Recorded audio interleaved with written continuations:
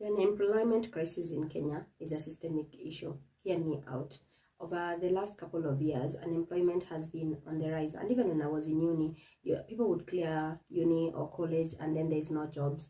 It's also the reason why I think it's a systemic issue is first, the government has not been creating an enabling environment for businesses to thrive. In the last 5 years, according to Business Daily, 9,441 businesses have actually closed down here in Kenya. And that means I'm imagining for every business, if they had employed at least 5 people, 9,441 times 5 people, that means all those people have lost their jobs.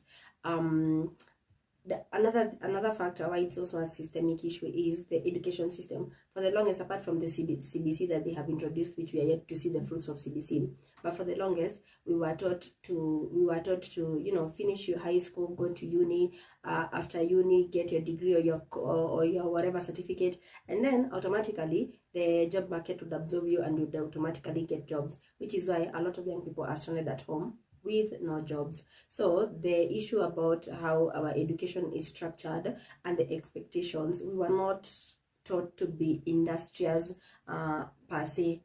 So it was not necessarily engraved in us. If you look at how the Chinese teach their children, I've seen a lot of clips online about even Chinese kindergarten. Like, kids can do, so much when they're so young. Like a 5-year-old can cook, can do can braid, can do all these manner of things. So it's a systemic issue from the education perspective in that order.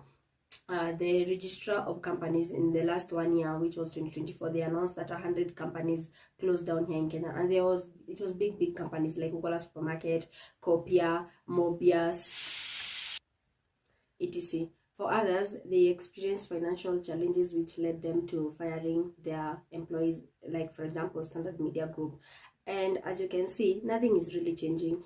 If you listen to what the president said the other day, he said that some of these problems, he's not the one who invented them. They were there way before he actually showed up. So if our leaders that we elected, that's how they are addressing the issue and not looking at it from the point of view of probably creating an enabling environment for companies to thrive and people to start businesses, then it becomes, it means that we are actually on our own. Like for example, during these past protests, there has been, of course, the idea of allegedly state-sponsored or whatever, allegedly that the goons that have been state-sponsored or whatever, it is a political thing, and people's businesses have been destroyed. If, for example, I give an example of a supermarket maybe that had hired 40 people, if it was burned down, it was looted, that means in the last 1 week or so, around 40 people or so do not have jobs because maybe their source of income was actually affected.